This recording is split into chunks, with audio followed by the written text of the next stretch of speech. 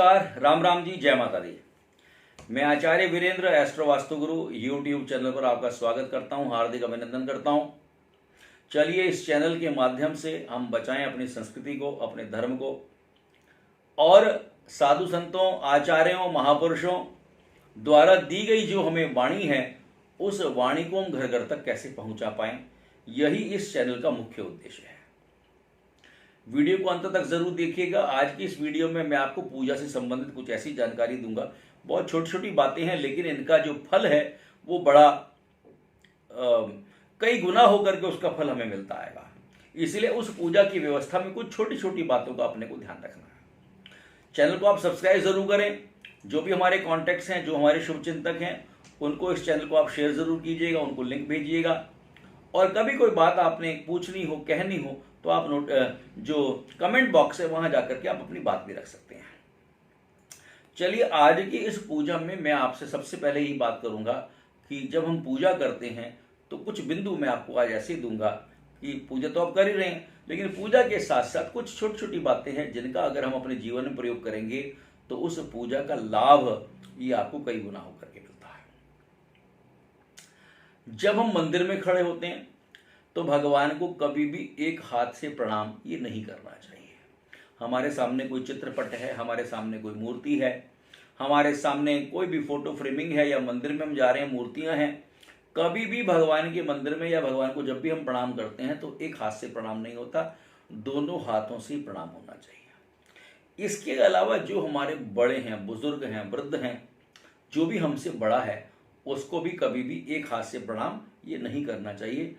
उनको भी, ऐसे व्यक्तियों को भी हमें दोनों हाथों से ही प्रणाम ये करना चाहिए। इस बात का अपने को विशेष ध्यान रखना चाहिए। बड़ों के जब हम चरण स्पर्श करते हैं, जो हमसे बड़े हैं, जब भी हम उनके पैरों को छुएं, चरण स्पर्श करते हैं, तो हमारा दायां हाथ उनके दाएं पैर को और हमारा बायां हाथ उनके बाएं पैर को स्पर्श ये करना चाहिए। ये नहीं है कि जब आप झुके और दोनों हाथों से जैसे आपने उनको स्पर्श किया हैगा तो आपका दायां हाथ उनके बाएं पैर पर है और आपका बायां हाथ जो है उनके दाएं पैर पर है, तो ऐसा नहीं करना आपको। आपका जो दायां हाथ है उनके बाएं पैर को स्पर्श होना चाहिए और बायां हाथ जो है उनके दाएं पैर को स्पर्श होना चाहिए। इस प्रकार से ही हमें उनको प्रणाम ये करना चाहिए। इस बात का अपने को ये ध्यान रख करके चलना है।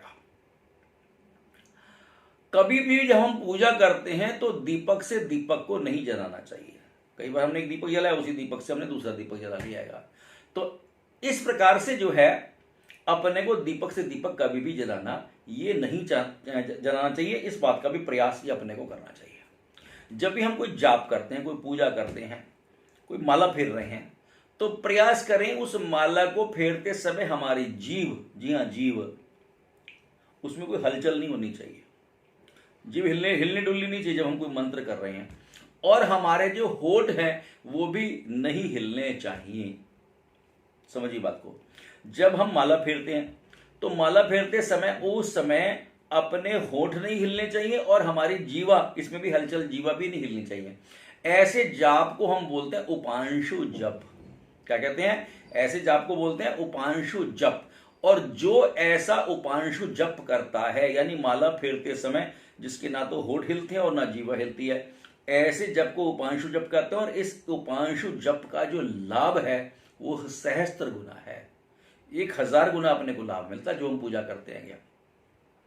इसीलिए अपने को इस बात का ध्यान रखना चाहिए कि जब भी हम करें उस समय पर हमारे होंठ और जीवा, उसमें ये हलचल बिल्कुल भी ये नहीं होनी चाहिए। इस बात का ध्यान रखें। जब भी हम जप करते हैं तो जो माला है हमारे पास में, या तो किसी कपड़े से उसको ढक लीजिएगा, या हमारे पास में क्या कहते हैं, रामनवमी हमारे पास में है तो उसको ले लीजिएगा। तो उसके अंदर ये ढक करके ही अपने को जाप ये हमेशा करना चाहिए। उसको कभी भी खुले में, माला हमारी खुले में नहीं होनी चाहिए। और जब भी आप जाप करके, पूजा करके, अनुष्ठान करके, जब भी आप घर में अपनी पूजा करते हैं तो उठने के बाद आपने क्या करना है, जब आसन को आप उठाते हैं तो वहां पर उस आसन के नीचे जो जगह है उस जगह को भी आपने स्पर्श करना है। और स्पर्श करने के बाद अपने माथे पर और नेत्रों के ऊपर उसको हाथ को फेरना चाहिए। ऐसा भी अपने को प्रयास करना चाहिए। पीपल के ऊपर शनिवार को ही जल चढ़ाना चाहिए। जी हाँ, पीपल पर शनिवार के अतिरिक्त जल नहीं चढ़ता। इसके पीछे भी एक बहुत पुरानी कहानी है, किसी और मैं लूंगा, लेकिन इस बात का विशेष ध्यान रखें कि पीपल पर हमेशा केवल शनिवार को ही जल चढ़ता है। और जल चढ़ाने के बाद दीपक जलाइए आप उसको, और उसके बाद पीपल की 7 बार परिक्रमा ये जरूर करें। ऐसा विचार अपने को करना चाहिए। कुमड़ा होता है, पेठा है, नारियल है, उसको स्त्रियों को जो है वो तोड़ना नहीं चाहिए, ना ही चाकू से उसको काटना चाहिए, अच्छा नहीं माना गया हमारे पर। ये व्यवस्था पुरुषों के पास रहनी चाहिए। भोजन में, मंदिर में, कहीं पर भी हम लंगर करते हैं, घर में भोजन करते हैं, तो भोजन की जो थाली है उसको कभी भी लांघना नहीं चाहिए, उसके ऊपर से पैर उठा करके नहीं जाना चाहिए अपने को। भोजन हो या प्रसाद हो, कभी भी उसको लांघना ये नहीं लागना चाहिए। कोई भी आप जा रहे हैं कहीं, आपको कोई देवताओं की कोई प्रतिमा सामने मंदिर आ गया और आपको किसी प्रतिमा के दर्शन हो जाते हैं, तो देव प्रतिमा जब भी आप देखें, कोई भी आपको अपना मंदिर दिखाई देता है, दुर्गा मंदिर है, लक्ष्मी नारायण मंदिर है, शिव मंदिर है, हनुमान मंदिर है, श्री राम मंदिर है, कोई भी मंदिर आपको दिखाई देता है और जब आप निकल रहे हैं और आपको प्रतिमा के दर्शन होते हैं, तो हमेशा वो दोनों हाथ जोड़ करके और उस प्रतिमा को प्रणाम ये अवश्य करना चाहिए। इस बात का भी अपने को ये ध्यान रखना है। किसी को हम कोई वस्तु देते हैं, कोई पदार्थ देते हैं, दान देते हैं या दक्षिणा देते हैं, तो हमेशा दाहिने हाथ से ही उसको ये देना चाहिए अपने को, बाएं हाथ का प्रयोग ये नहीं करना चाहिए। एकादशी का दिन हो, अमावस्या हो, कृष्ण पक्ष की चतुर्दशी हो, पूर्णिमा हो या श्राद्ध कर्म है, उस दिन क्षौर कर्म का मतलब दाढ़ी, फिर बता देता हूं, एकादशी हो, अमावस्या हो, कृष्ण पक्ष की चतुर्दशी हो, पूर्णमासी हो और श्राद्ध वाला दिन है, उस दिन अपने को दाढ़ी ये नहीं बनानी चाहिए। ऐसा भी हमारे यहां पर विधान बताया गया है, तो इस बात का भी अपने को ध्यान रखना चाहिए। हम कोई भी जाप करते हैं, कोई भी अनुष्ठान करते हैं, कोई भी पूजा करते हैं, अगर हमने यज्ञोपवीत नहीं किया तो बिना यज्ञोपवीत के वो कार्य जो है, वो कर्म जो है, वो निष्फल हो जाता है, उसका पूरा फल ये अपने को नहीं मिलता है।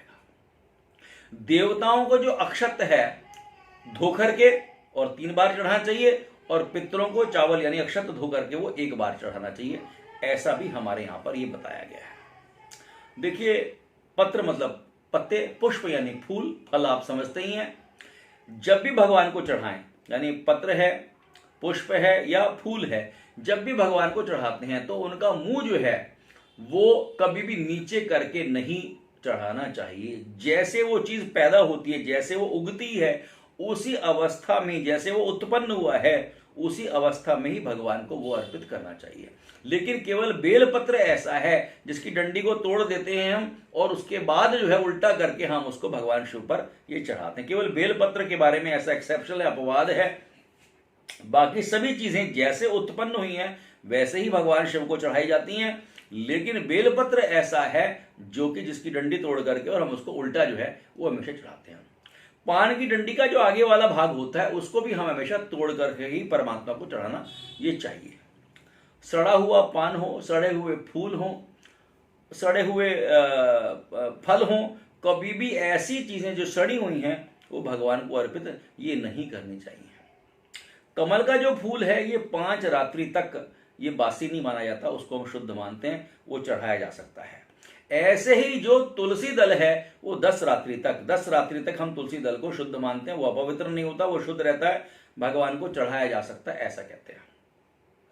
पूजा जब भी करें तिलक आपके माथे पर लगा हुआ होना चाहिए, बिना तिलक लगाए हुए भी आपकी पूजा जो है ये पूर्ण नहीं मानी जाती। ऐसे ही हमारे यहाँ पर यज्ञोपवीत संस्कार और इसके अलावा जब मौली बांधी जाती है, ये मौली का जो संस्कार है ये भी अपने को जो है मौली बंधवा करके ही पूजा ये करवानी चाहिए, नहीं तो ये अपने को उसका पूरा लाभ नहीं मिलता है। जब भी हम पूजा करते हैं तो हमें पूर्वाभिमुख बैठ करके ही पूजा करनी चाहिए, इस बात का भी प्रयास अपने को करना चाहिए। और घी का दीपक जो है जब आप जलाएं तो प्रयास करें नीचे थोड़े चावल रख करके उसके बाद आप जोत अपनी ये लगाएंगे तो उसका फल भी आपको जो है ये अनंत गुना होकर के ये प्राप्त होता है। ये बातें मैंने थोड़ी ऐसी बताई जो बड़ी सामान्य सी हैं, लेकिन इनका बड़ा महत्व है हमारे जीवन के अंदर। इनको अगर हम करेंगे तो आप देखेंगे कि कैसे आपके जीवन के अंदर सुख और समृद्धि और कई गुना होकर के बढ़ करके ये अपने को प्राप्त होगी। आशा करूंगा, प्रयास करूंगा, आग्रह करूंगा, निवेदन करूंगा कि इस जानकारी को आप अपने जीवन में ढालने का प्रयास अवश्य करेंगे। जब करेंगे तभी उसका फल जो है ये अपने को प्राप्त होगा और आपको ध्यान में आएगा कि हाँ, अब मेरे जीवन में कुछ बदलाव आया है। अब मैं निराशा से आशा की ओर बढ़ रहा हूं, अब मैं अंधकार से प्रकाश की ओर बढ़ रहा हूं, अब मैं अज्ञान से ज्ञान की ओर बढ़ रहा हूं, अब मैं वास्तव में जो हताशा थी उस हताशा से कहीं ना कहीं मैं एक आत्मविश्वास की ओर बढ़ रहा हूं। ये जीवन में आप परिवर्तन स्वयं देखेंगे, ऐसा मेरा विश्वास है। इसके अलावा आज के समय में आप अपने स्वास्थ्य का ध्यान रखें, मास्क लगाएं, सैनिटाइजर यूज करें, हाथ जरूर धोएं और सोशल डिस्टेंसिंग का पालन करें और सरकार द्वारा जो भी कार्य किए जा रहे हैं उसमें सरकार का सहयोग जरूर कीजिएगा। डोज जो है जो लगवानी है आपने कोविड के लिए, उसके लिए प्रयास करें और प्रयास करें कि जल्दी से जल्दी हमारी जो दवा है वो अपने को ये लग जाए। ऐसा भी प्रयास करना चाहिए ताकि हम लोग स्वस्थ रहें, क्योंकि सबसे पहले स्वस्थ होना बड़ा ये आवश्यक है। मैं भी इस बात की आपके लिए थोड़ी चिंता भी करता हूं और भगवान से प्रार्थना भी करता हूं कि आप सभी स्वस्थ रहे, ऐसी मेरी भगवान से कामना और प्रार्थना है। नमस्कार, राम राम जी।